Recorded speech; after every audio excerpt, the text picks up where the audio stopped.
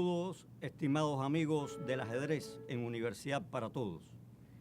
Hoy iniciamos el curso Los Niños Prodigio del Ajedrez.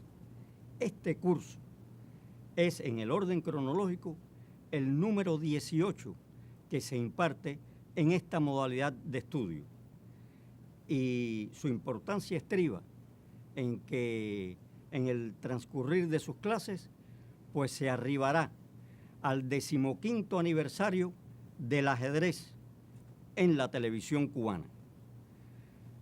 ¿Cómo surgieron las clases de ajedrez en la televisión?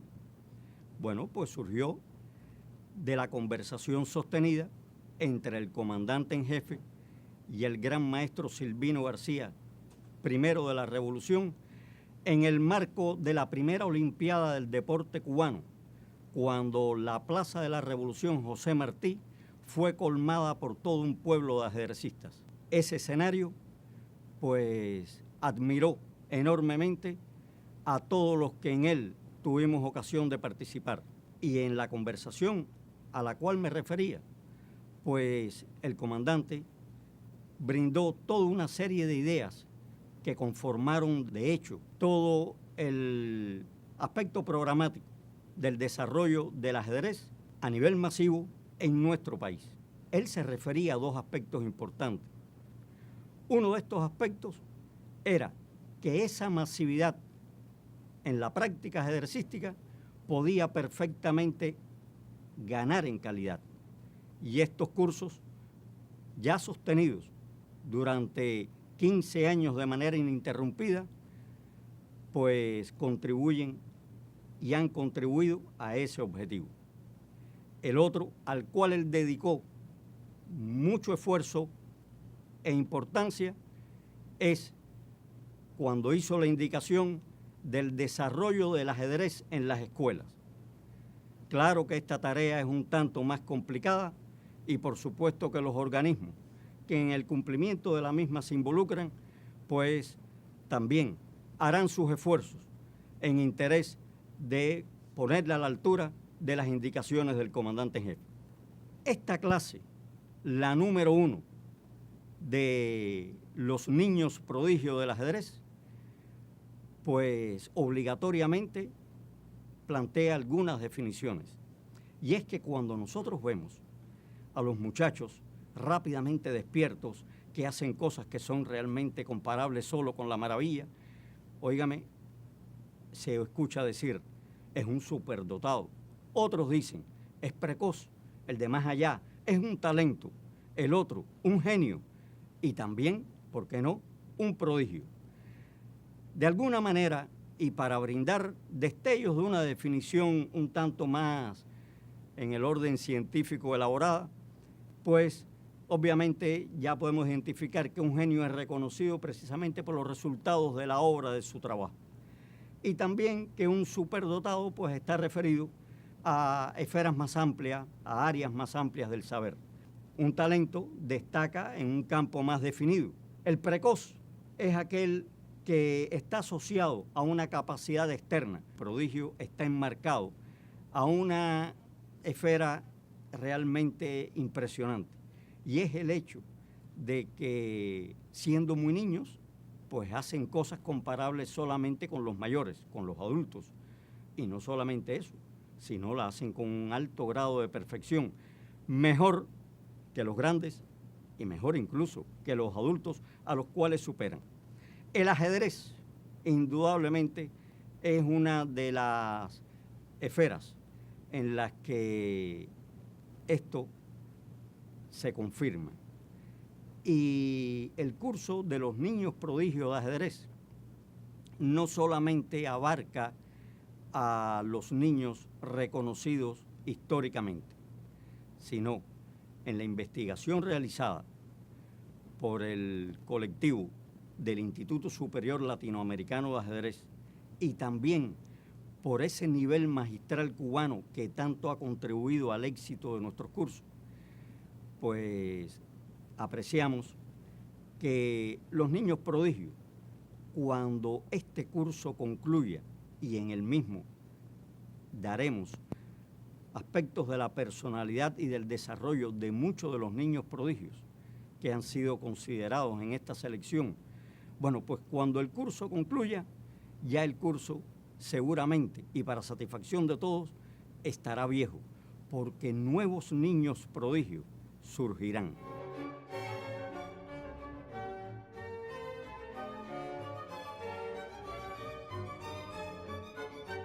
Tengo el privilegio de acompañar a la gran maestra Yaniet Marrero. Muchas gracias, Danilo, un placer compartir contigo esta primera clase del curso y un saludo a todos los televidentes que están asistiendo a esta clase del niño genio de Luciana Paul Murphy. Y por supuesto todos nos vamos a apoyar en la pericia del maestro e instructor de la FIDE, Sergio José Arteaga Olivera, quien nos acompaña desde la computadora. Paul Murphy, el primero. Nació en Nueva Orleans, Luisiana, Estados Unidos, el 22 de junio de 1837. Se inició en el ajedrez viendo a su padre Alonso y guiado por su tío Hermes. Dominaba además de su idioma natal, el español, francés y alemán. Se graduó de abogado a los 20 años. Murió el 10 de julio de 1884 de un derrame cerebral a la edad de 47 años. Pero siempre es importante destacar en la biografía de Murphy que siendo todo un niño, pues al maestro francés Eugène Rousseau enfrentó y venció en muchas oportunidades. A los 12 años ganó al maestro Lowenthal. De Murphy muchas cosas vamos a conocer. Y para llevarnos por ese camino, que será todo un sendero de placer, pues tenemos a la gran maestra Yaniet Marrero, quien de inmediato nos mostrará una partida.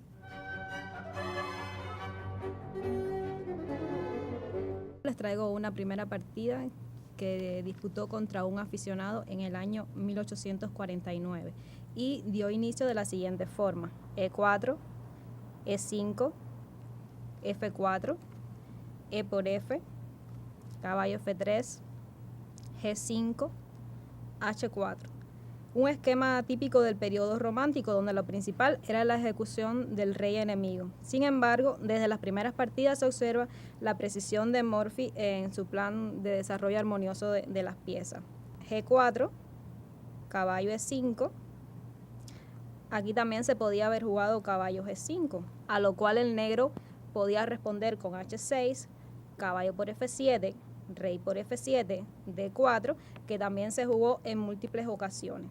Pero la elección del pequeño Murphy fue caballo E5, H5, alfil C4, caballo H6, D4, D6, amenazando el caballo, caballo D3, F3, G por F, alfil E7, alfil F4, alfil por H4 jaque, el rey blanco tiene que mover rey D2, G por F3, dama por F3, alfil G4, dama E3, alfil E7, caballo C3, admiración, que completa el desarrollo y evita el pequeño trapo del adversario, que era alfil por H6, torre por H6, que no se podía capturar la torre. C6, continúa el negro, torre A, F1. Te cuento, Danilo, que cuando el pequeño Paul Murphy tenía apenas 10 años de edad, el distinguido general Scott, que es un aficionado del ajedrez, pidió a los conocidos de allí que le buscaran a los jugadores más fuertes de Luisiana para él disputar unas partidas de ajedrez. Y dicen que cuando llega a la ciudad que va a jugar, ve que le sientan a un pequeño de 10 años, todo delgado, y ve a todos los que están allí presentes en la sala y piensa que le están jugando una broma porque no se podía imaginar que este pequeño era uno de los jugadores más fuertes de Luisiana. Y accede a jugar la primera partida. Cuando vio que el pequeño Murphy le había ganado esa primera partida, dicen los bromistas que se encontraban en la sala de que le había salido humo por las orejas. Pero piensa, bueno, esta es la suerte del principiante y decide jugar una segunda partida.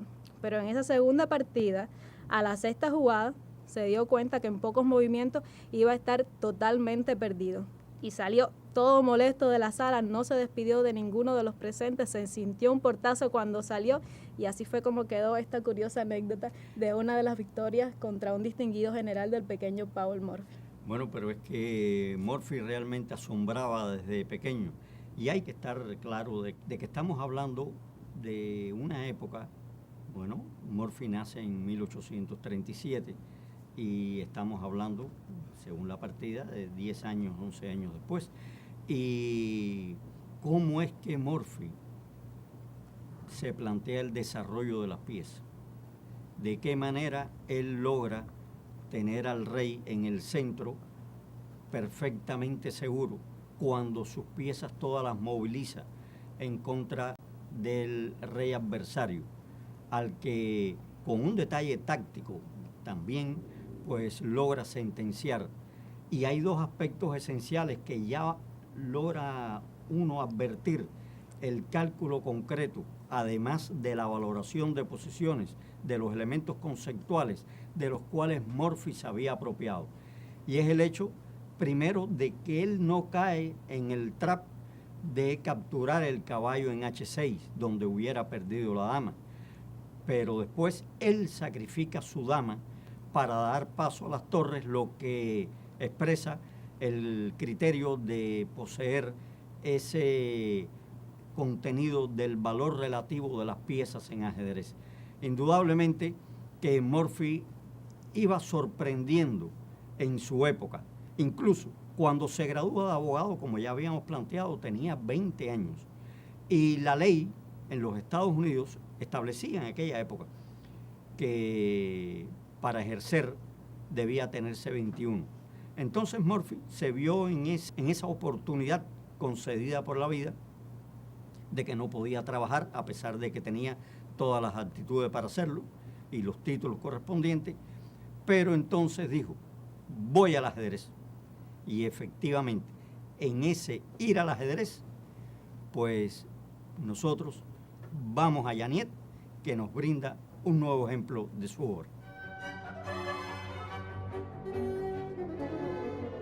Pues esta partida que les traigo a continuación también da la destreza del juego de la juventud de sus inicios de Paul Morphy, también conduciendo a las piezas blancas contra Eugène Rousseau. Y la partida dio inicio con E4, E5, caballo F3, caballo C6, alfil C4, F5. Una movida muy arriesgada que impedirá por mucho tiempo la seguridad del rey. Es cierto que en este periodo lo adaptaron muchos maestros.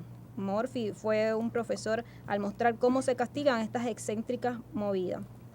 D3, caballo F6, enroque corto, D6, caballo G5, admiración. Juego directo y preciso que obliga a las negras a actuar en el centro, olvidando por el momento su desarrollo. D5, E por D5, caballo por D5, también se podía jugar caballo A5, a lo que el blanco hubiese respondido con alfil B5 jaque, C6, D por C6, B por C, alfil A4, alfil D6, dama E1, enroque corto, alfil D2 y la ventaja blanca es decisiva.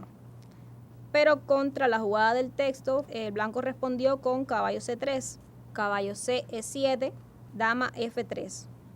Torre 1 es una jugada más lógica, pero Morphy, con su juventud, un poquito ansioso por castigar la ausencia del desarrollo y la efectiva coordinación del bando adversario, decidió jugar dama F3. El negro respondió con C6, caballo C E4, F por E4, error. Un error después del cual el ataque blanco marcha sobre rueda. Era posible resistir con dama C7, alfil D2, alfil D7, caballo C5, aunque la ventaja blanca sigue siendo evidente. La partida continuó con dama F7, rey D7, dama E6 jaque, Aquí al pequeño Morphy se le escapó una continuación que era mucho más directa, más eficaz, que era D por E4 admiración. Pero esta jugada igualmente gana la partida. Rey C7. En caso de rey E8 era dama F7. Rey D7 y D por E4 también con ventaja decisiva. Dama por E5 jaque. Dama D6. Dama por D6, rey por D6, caballo F7 jaque, rey E6, caballo por H8, E por D3, C por D3, rey F6, B4, admiración. Esta es una jugada excelente que busca la activación inmediata del alfil de casillas oscura, así movilizando todas sus piezas, y podemos apreciar el sentido de la coordinación y la armonía que tenía ya desde pequeño Paul Morphy. Alfil E6, torre 1, alfil G8, alfil B2 jaque, rey G5, torre E5 jaque, rey H6. Si el negro hubiese jugado caballo F5, igualmente sería ejecutado con la jugada F4 jaque admiración, caballo por F4, alfil por G8, caballo por D3, torre por F5 y alfil por H7, ventaja decisiva. La partida continuó después de rey H6, alfil C1 jaque, G5, torre por G5 y el negro decide abandonar la partida. Ya desde sus inicios tenía un sentido muy grande sobre la coordinación y la armonía de las piezas. Bueno, pues realmente lo dicho por Yaniet se ratifica. Es invitado al torneo, que fue el primer congreso de ajedrez. Este torneo se jugó en Nueva York y dado que Morphy venció en el mismo, incluso habían contrarios muy fuertes como Mick y también Paulsen, y él vence, bueno, se consideró como el campeón de los Estados Unidos. Incluso él mismo se animó para ir a Europa, donde indudablemente se encontraban en aquel momento y hoy también los más distinguidos ajedrecistas del mundo, en un momento ya en que Morphy era conocido en Europa, porque cuando él tenía 12 años, ya una de las partidas que él había ganado Rousseau había sido publicada en la revista La Regence, incluso comentada por Kieseriski. Y bueno, fue realmente en ese periodo, 1857, 1858 y 1859, esos 3 años pues atraparon todo el interés de Morphy por el ajedrez y también toda la obra que legó a nuestro noble juego para hacerse en él inmortal. Y como ustedes pueden apreciar, Morphy fue extraordinario en los matches realizados y enfrentó en los mismos a lo mejor que hubo en su viaje a Europa. Y bueno, vemos el resultado contra Lowenthal, también contra Harwitz, realmente muy importante jugador. Y bueno, Andersen y Mongredien, óigame, realmente lo que significa el valor de Morphy en el ajedrez no es solamente el resultado alcanzado, sino el modo en que sus aportes técnicos y posicionales brindó en medio de todo un escenario donde en las partidas se veía también ese extraordinario talento para la realización de combinaciones y que no permitió que muchos apreciaran, dada la brillantez de sus combinaciones, su valor extraordinario en la valoración de las posiciones, en la conceptualización de los elementos posicionales, que es su mayor logro. Y fue también lo que como premio legó al ajedrez. Cuando Steinitz estudió toda la época anterior del ajedrez, pues de Morphy recibió una enseñanza extraordinaria para poder incluso realizar muchos de los postulados que integraron después la escuela clásica. Fue llamado el orgullo y la tristeza del ajedrez porque tenía una breve y brillante carrera, pero se retiró del juego cuando aún era joven. Bobby Fischer lo incluyó en su lista de los 10 mejores jugadores de todos los tiempos y lo describió como quizás el jugador más preciso que haya existido jamás. Lasker trataba de poner de manifiesto la energía interna contenida en sus piezas. Capablanca. Su principal fuerza lo constituye su juego posicional y su estilo. Y de esta manera, por supuesto, pues doy las gracias a la gran maestra Yaniet Marrero, siempre una dicha maestra que usted nos acompaña en Universidad para Todos, y le doy la bienvenida a la gran maestra Vivian Ramón.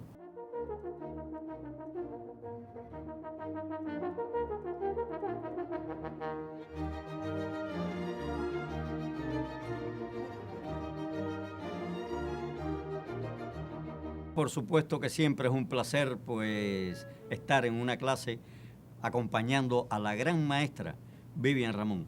Saludos, Vivian. Bueno, Danilo, el placer es mío. Saludo a nuestros televidentes y bueno, los invito a compartir este ratito donde vamos a hablar de una gloria de Cuba, gloria para todos los tiempos, José Raúl Capablanca, y lo vamos a hacer en una bellísima etapa, en su etapa de niño prodigio y en su desarrollo a la estrella que fue posteriormente. Siempre que abordamos a Capablanca y que me encuentro acompañando a Vivian, pues me gusta referir que Vivian es toda una autoridad acerca de Capablanca. Y lo es porque Vivian tiene un libro que se llama Capablanca, Pacto con la Inmortalidad, donde allí ella, pues por supuesto, va a los valores del ajedrez de Capablanca en su tránsito por la obra de toda su vida. Pero en términos históricos, Vivian, como lo es también el maestro Jesús González Bayolo, pues indudablemente siempre nos hacen disfrutar de anécdotas, de curiosidades y de elementos que garantizan con su presencia, pues estar disfrutando del quehacer de José Raúl Capablanca. Y decir que Capablanca pues aprendió de su padre, precisamente en el mismo sitio donde nació, en el Castillo del Príncipe, y allí el padre recibía amigos con los cuales jugaba, y Capablanca pues allí perfectamente se mostraba interesado en las maniobras que se realizaban sobre un tablero que primero fue identificando, después poco a poco ya se fue él introduciendo en ese tablero hasta que descubrió, sin que fuera advertido por nadie, todo el lenguaje que las piezas y el tablero eran capaces de expresar. De Cuba, José Raúl Capablanca. Nació el 19 de noviembre de 1888 en el Castillo del Príncipe, La Habana, Cuba. Frecuentó el Club de Ajedrez de La Habana. Influyó en su formación temprana los ecos del match Steinitz-Chigorin y ver a Pillsbury jugar a la ciega una sesión de partidas simultáneas. Para continuar conversando sobre Capablanca en esta etapa infantil, invito a la gran maestra Vivian Ramón a brindarnos ejemplos de su quehacer. Es hijo de José María, un militar español, y de María Matilde, una señora de quien se ha hablado de que era a la vez tierna y muy preocupada por la educación de sus hijos. Ahora bien, ese Capablanca que con 4 años le demuestra al padre, en primer lugar, la anécdota de que le demuestra que ha hecho trampa en una partida, ha movido incorrectamente un caballo. El padre, por supuesto, le dice, tú no sabes jugar. Y él le demuestra que sí sabe jugar, y juegan esa primera partida. Este Capablanca es un niño que ha aprendido por medio de la observación. A él nadie le ha enseñado a jugar ajedrez. Y entonces, bueno, el padre y sus amigos se entusiasman y lo presentan en el Club de Ajedrez de La Habana. Y es bien interesante ese primer día de Capablanca en el Club de Ajedrez de La Habana. Aquel pequeñito que llega allí, juega partidas, las gana incluso, y no puede hacer las jugadas porque no llega al otro lado del tablero. Sus manitas resultan cortas para el tablero de ajedrez, pero además se tiene que arrodillar en la silla y entonces se apoya en los señores que allí se encuentran para que le digan, lo ayuden. Él dice la jugada, torre toma peón, dama mueve 3 pasos y así lo van ayudando. Y tiene que ser una escena fenomenal. Fue descrita por Andrés Clemente Vázquez. Efectivamente, Clemente Vázquez refiere en la prensa, pero también hablaba algo, Vivian, sobre las piruetas que hacía Capablanca. Ganaba una partida y esa alegría la manifestaba con piruetas el niño. Tiene que haber sido fabulosa la escena. Efectivamente, y después se volvía a sentar en la silla, no permitía que nadie ocupara su puesto y esperaba un nuevo adversario. Bueno, hablan con un caballero fuerte, jugador del club, que es Ramón Iglesias, y le dicen que juegue con el niño dándole la dama de ventaja, y que en esa partida van a ver los valores que tiene el pensamiento ajedrecístico de ese pequeño Capablanca. Nosotros vamos a ver el diagrama que publicó Clemente Vázquez en la prensa. Observen que Capablanca es un niño que recibe prensa con 4 años y medio. Bueno, como decimos, Iglesias tiene las piezas blancas, Capablanca tiene las piezas negras. En este diagrama que se publicó, la primera jugada de Capablanca es torre E8. Observen que la torre busca la columna. Esta es una ubicación correcta. H4 las blancas, B5, avanza en el flanco dama, es un plan adecuado ya que el blanco está enrocado largo, pero además es una desviación hacia la captura del peón central, es decir, ofrece el de flanco por el de centro, y esto es pensamiento. Se continuó G4, caballo D4, privando a blanco de un efectivo de ataque en el flanco rey. Y aquí vemos un esbozo de aquello que va a ser después la teoría de la simplificación de José Raúl el Grande. Caballo por D4, C por D4, caballo E4, B por C4, caballo por F6 jaque, alfil por F6, alfil por C4, alfil por G4, alfil D3, alfil F3. Aquí estamos viendo un doble ataque. Torre H3, alfil por D5, H5, alfil E6, torre G3, G6, F4, alfil H4, torre G1, rey H8. Se desclava y con esto resta fuerza a F5. Y estamos viendo en un niño de 4 años y medio una percepción clara de las amenazas. F5, alfil por F5, alfil por F5, G por F5, alfil H6. Aquí están amenazando en G7 y Capablanca juega torre G8 percibiendo la amenaza sobre G7. Torre C G2, dobla las torres, cambia torre por G2, torre por G2 y dama F6. Una excelente jugada. Y observen que este pequeño ha jugado 18 movidas del diagrama sin movimientos de dama. Y cuando lo hace es un movimiento útil. Alfil G7 jaque, dama por G7, torre por G7, rey por G7, rey C2, rey F6. Miren qué tan temprano tiene incorporado que el rey va al centro.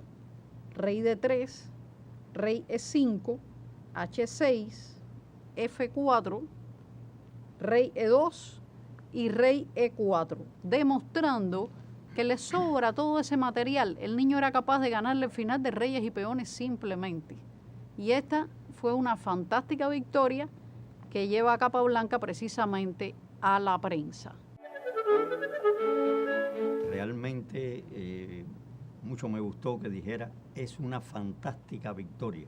Y es porque, por ejemplo, hoy día, en diferentes escenarios, latitudes del mundo, es común ver a un niño de 4 años perfectamente jugar ajedrez.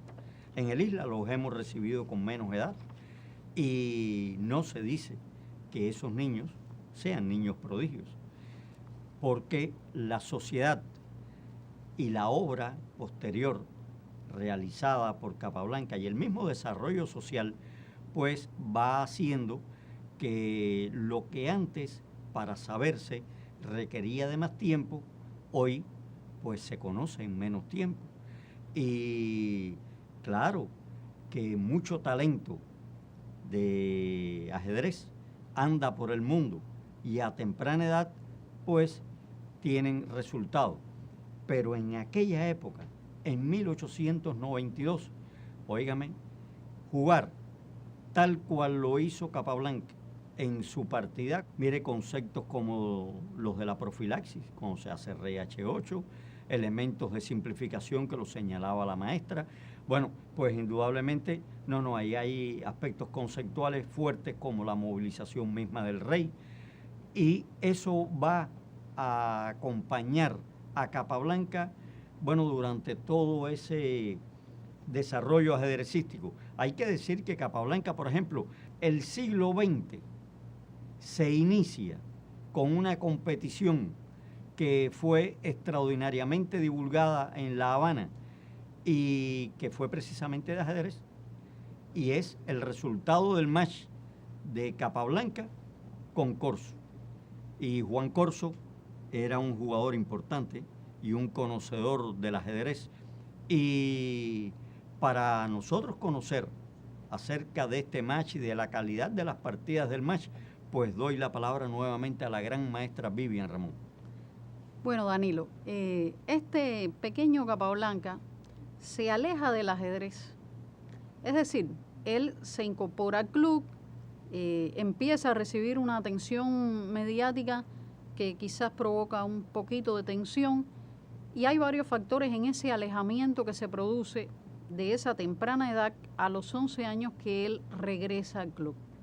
El primer factor y decisivo es el hecho de que el padre ha sido trasladado al interior a realizar trabajos en Matanzas y en las provincias centrales.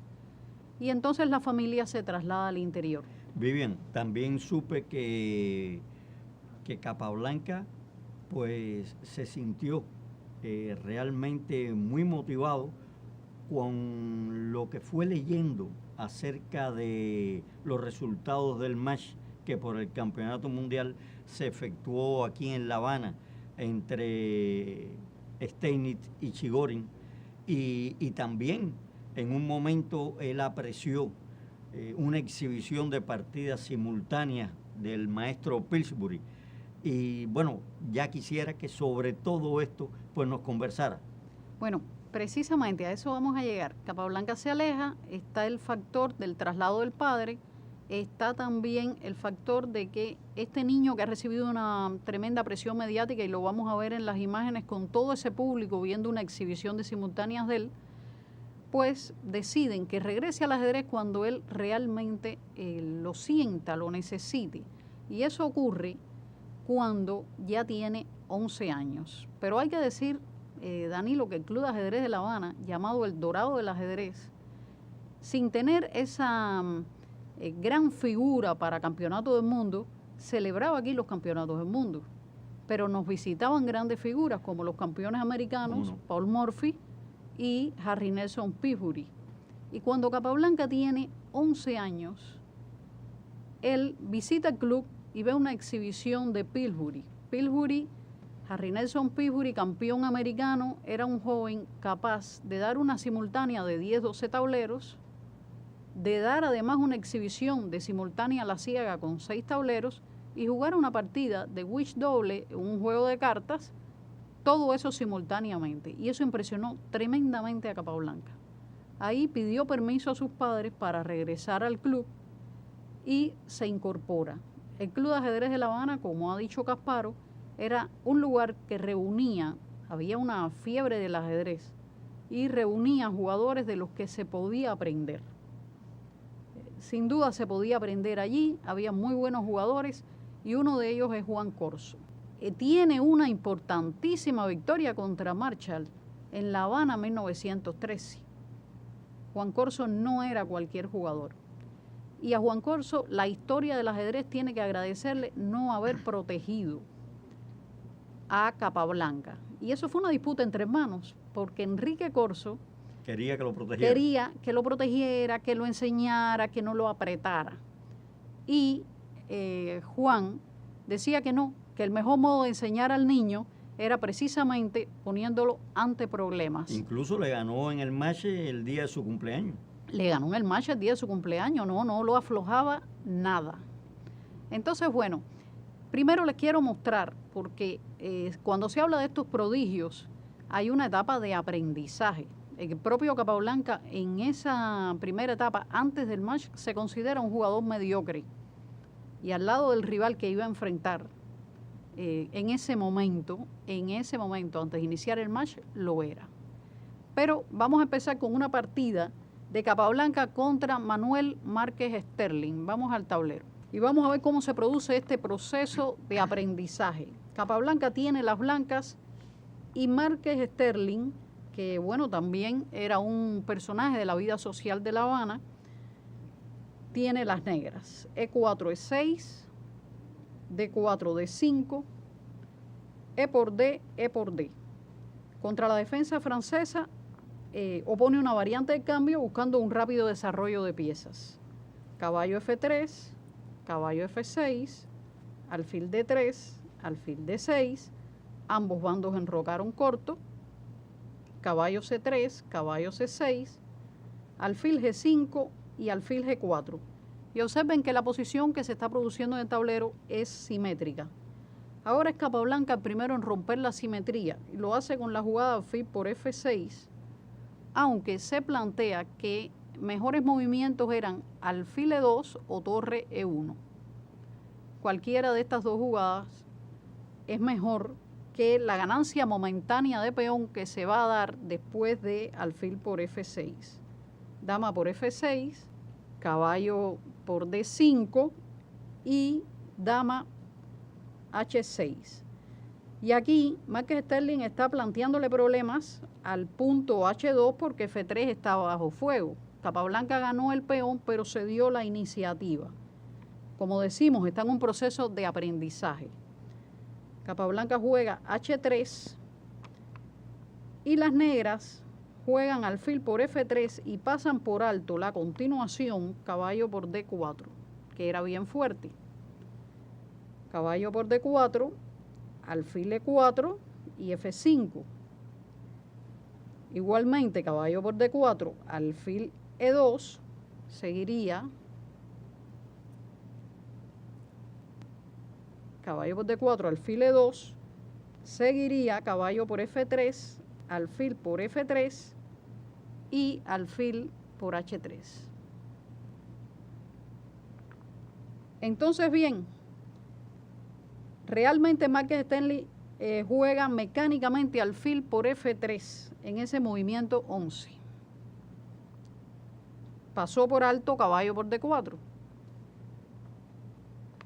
Capablanca, dama por F3, ahora caballo por D4 y dama E4. La partida aquí permanece equilibrada. Caballo E6, caballo E3, torre a E8. Mejor jugada para las negras era caballo C5, ya que el centro está libre de peones y lo más importante era la actividad de las piezas. Pero Márquez Sterling hizo torre a E8, dando la oportunidad a Capablanca de jugar caballo F5 y se hace de una ligera ventaja. Dama H5, torre a E1. Aquí Capablanca podía haber jugado caballo por D6 en lugar de torre a E1. C por D, dama por B7, caballo F4, torre F1 torre B8, dama D7, y la dama blanca no va a perder nunca de vista la posible acción del caballo sobre G2 y H3.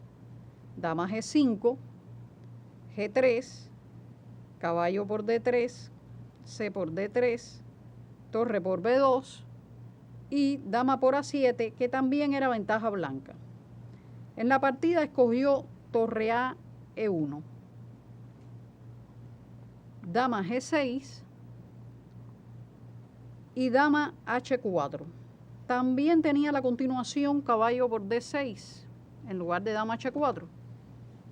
C por D y dama por B7 y era clara ventaja.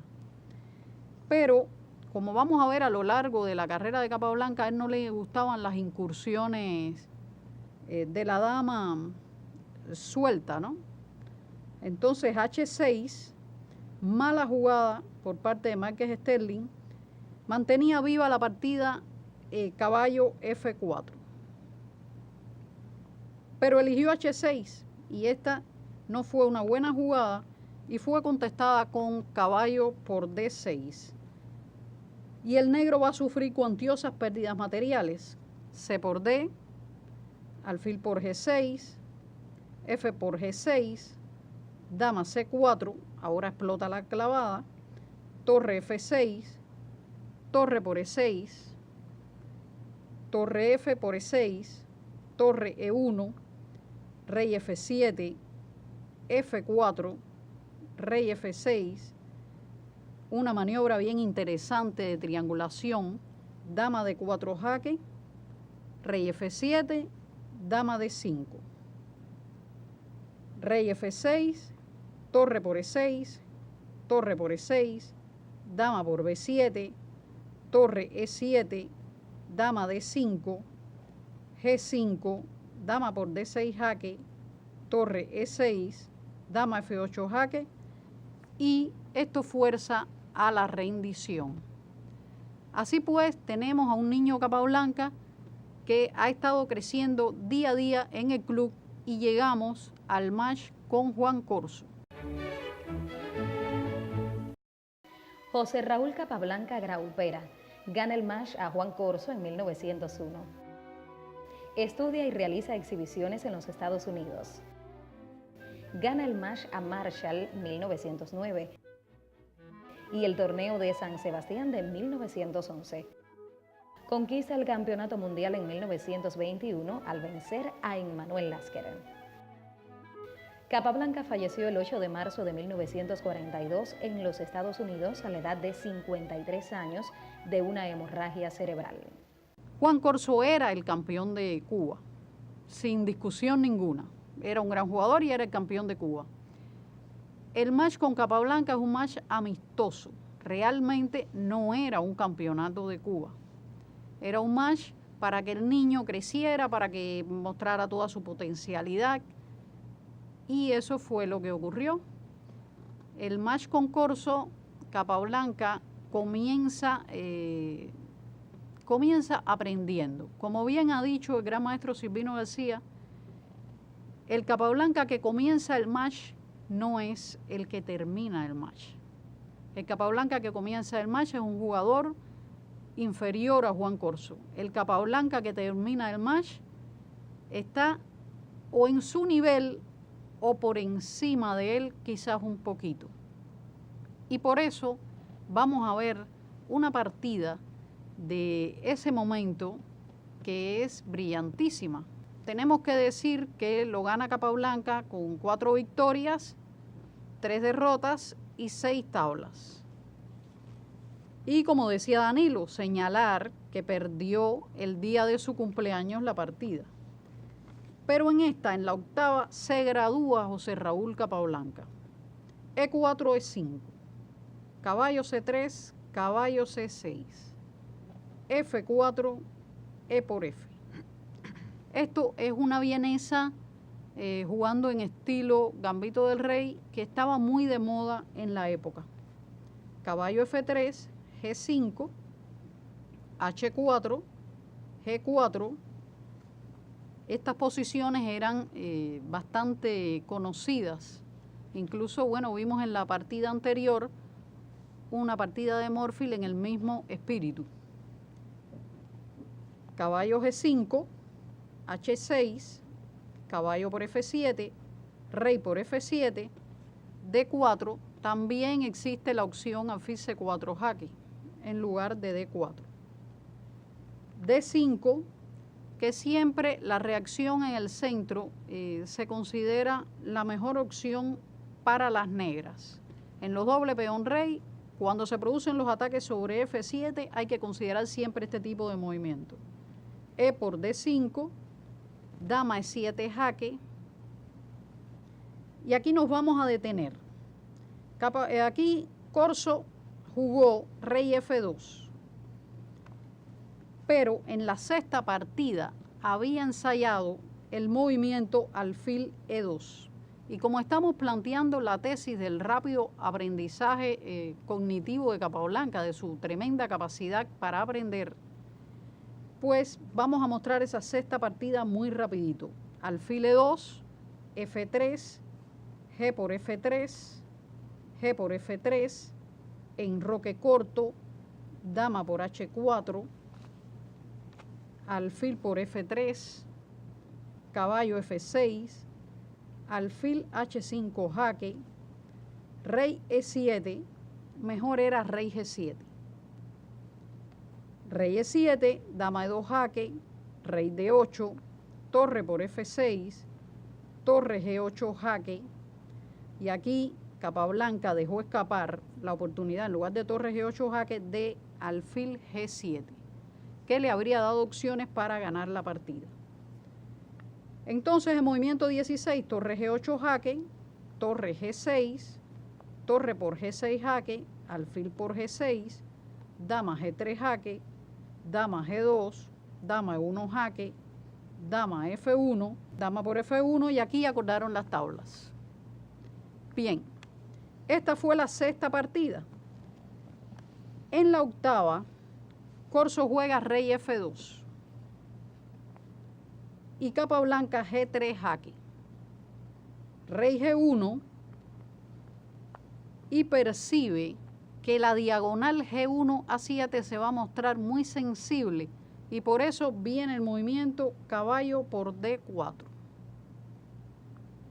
dama por D4, dama C5.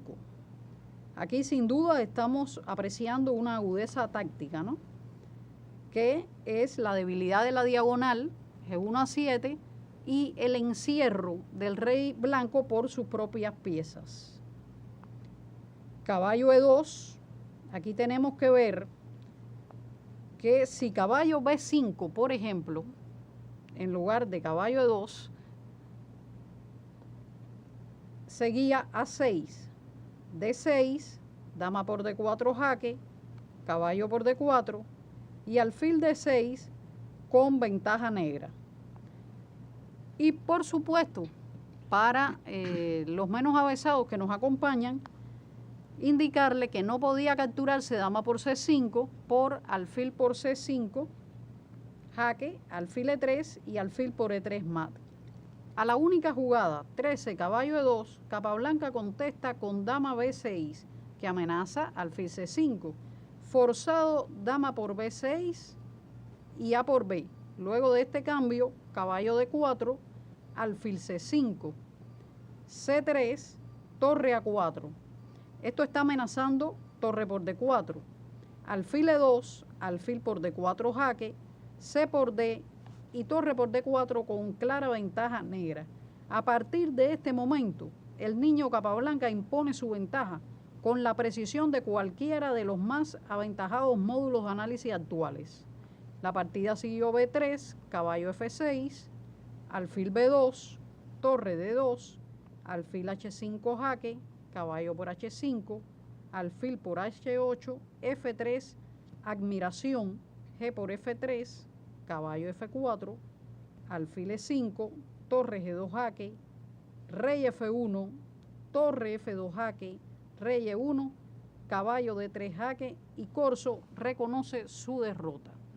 Así Capablanca se convierte en campeón de Cuba e inicia una brillantísima carrera que consideró además el título de campeón mundial de ajedrez y medallista de oro en los Juegos Olímpicos del ajedrez. Lasker. Su ideal era ganar mediante maniobras. Botvinnik. En sus partidas predominaba una tendencia a la sencillez, de belleza única y genuinamente profunda. Fischer. Jugaba con tal brillantez el medio juego que la partida quedaba decidida. Bueno, pues sí, con esta partida y por supuesto con haber profundizado un tanto más en la vida tanto de Paul Morphy como de José Raúl Capablanca en su época, precisamente en que deslumbraron al mundo por ser considerados con toda justicia prodigios del ajedrez, pues damos concluida nuestra clase en la que tuvimos la posibilidad de acompañar a las grandes maestras Yaniet Marrero y Vivian Ramón. Para ustedes queda, por supuesto, la invitación a nuestra próxima clase. Reciban siempre el saludo de los profesores del ajedrez. Muchas gracias.